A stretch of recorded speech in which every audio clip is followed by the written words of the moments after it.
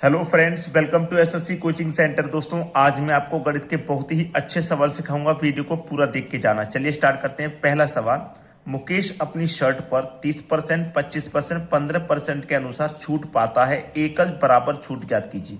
तीनों छूट को मिलाकर के एक छूट क्या बनेगी वो बताना है। तो पहले तो मिली है 30% की छूट, तो 30% का फ्रैक्शन वैल्यू कितना होता भैया?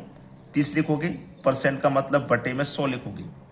जीरो से गया जीरो, यानी कि 3/10। कितना आया? 3/10 आया। तो इसका मतलब 10 रुपये पर 3 रुपये की छूट। कोई चीज आपको 10 रुपये की है तो 3 रुपये की छूट है, तो वो आपको साथ में मिलेगी। ठीक है। फिर है 25% की छूट। 25% का मतलब 25 लिखोगे, परसेंट का मतलब बटे में 100। 25 से कम 25, 25 चौकी 100, मतलब चीज 4 रुपये की है, 1 रुपये छूट मिलेगी। 4 पर 1 की छूट, मतलब वो वस्तु आपको 3 रुपये की मिलेगी। फिर आपको 15% की छूट है। ठीक है, 15 लिखेंगे, परसेंट का मतलब बटे में 100। ठीक है, इसको जब हम कटाएंगे तो 5 दिया 15, 5 से कटेगा 20 बार में, यानी कि 20 रुपये की वो चीज है, 3 की छूट मिल जाएगी, तो वो आपको 17 रुपये में मिलेगी। यहां तक बात क्लियर हो गई। 20 चौके 80, 80 का गुना 10 से कर दो तो ये हो जाएगा 800। ठीक है। 70 से 51, 51 का गुना 7 से करोगे तो ये हो जाएगा 357। ठीक है। 800 की चीज पे 357। ठीक है, 800 की चीज पे 357। तो 800 में से 357 की छूट मिल गई, इसको आप कर दीजिए माइनस। 800 में से 357 माइनस करेंगे, बचेगा 443। बटे में कितना? 800। प्रतिशत के लिए क्या करेंगे? 100 से गुना। 2 जीरो से आप ये 2 जीरो कटा देंगे। 8 से कटाओ, 8 पंजे 40, 4 बचेगा 43। 8 पंजे फिर से 40, 3 बचेगा, नहीं जाएगा, 10.30 हो जाएगा। 8 तिया 24। 55.3 किस में ऑप्शन में है ये देखिए। 55.3 एक ही ऑप्शन में है, सी में। ये सवाल का बिल्कुल करेक्ट आंसर है। ठीक है। अब देखते हैं अगला प्रश्न।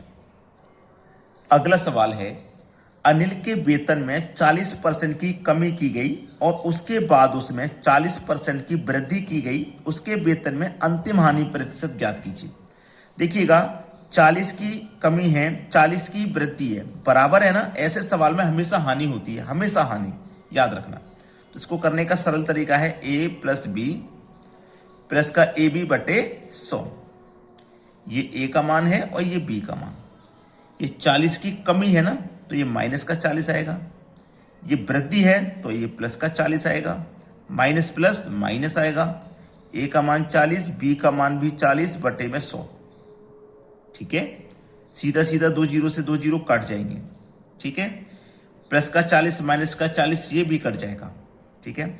4 चौके 16, लेकिन माइनस का 16%। और माइनस में आने का मतलब क्या है? हानि होना। तो 16% की हानि होगी। पहला ऑप्शन हो जाएगा सवाल का बिल्कुल करेक्ट आंसर। अब देखेंगे अगला सवाल।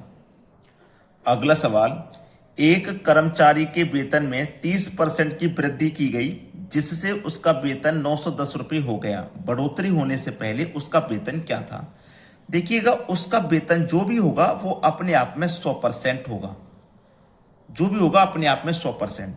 लेकिन 30% की वृद्धि हो गई। जब 30% की वृद्धि हो गई तो 130% हो गया। ये 130% हो गया, और 130% का मतलब है 910 हो गया। तो 130% की वैल्यू 910 है। तो 1% की कितनी होगी? 130 से आप डिवाइड कर दीजिए, 1% की निकल के आ जाएगी। लेकिन हमें चाहिए पुराना वेतन 100% का मान, तो 100 से मल्टीप्लाई कर दो, पुराना वेतन पता चल जाएगा। जीरो से कटेगा जीरो, 13 सत्ते 91, 7 का गुना 100 से कर दो तो ये 700। तो पुराना वेतन जो था वो 700 रुपये था। सी ऑप्शन सवाल का बिल्कुल करेक्ट आंसर। अब देखते हैं अगला प्रश्न।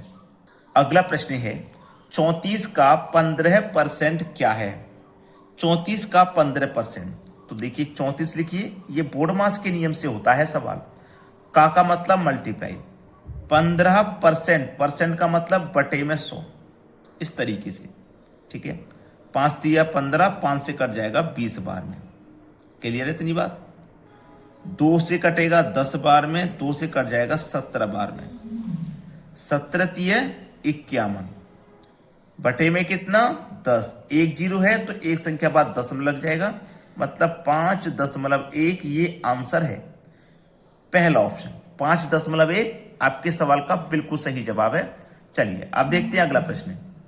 अगला सवाल, राम की वार्षिक आय 24 लाख रुपए है। प्रत्येक माह वह अपने वाहन के लिए 40,000 की ईएमआई का भुगतान करता है। उसकी मासिक आय का भी कितने प्रतिशत ईआई में व्यय करता है?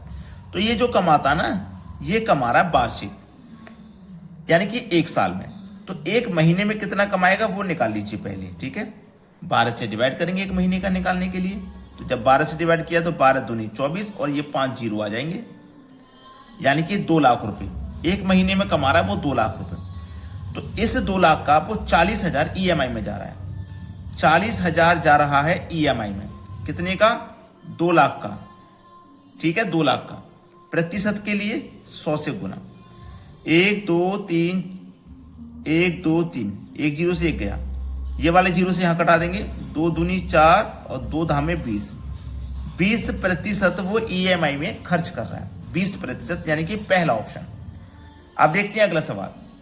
अगला प्रश्न है, एक व्यक्ति ऋण अदायगी के लिए प्रति माह 8,960 रुपए है, जो उसको मासिक वेतन का 28% है।